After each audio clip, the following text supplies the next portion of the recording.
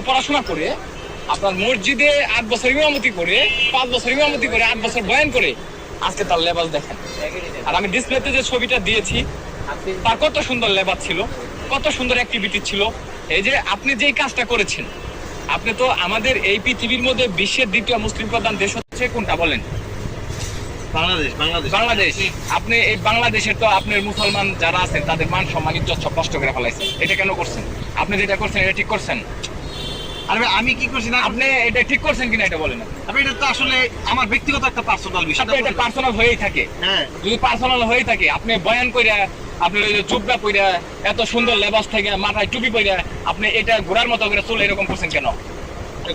আপনাকে নিয়ে যে এত সমালোচনা আলোচনা হচ্ছে বাংলাদেশে, এটা আমাদের উপরে ইফেক্ট করতেছে না? ভাই আমি আপনাকে বলি শুনেন, এটা স্বাধীন দেশ। হ্যাঁ, আপনার একটা স্বাধীনতা থাকতেই পারে, আপনার মন যেটা চাইতে পারে আপনি সেটা করতেই পারেন।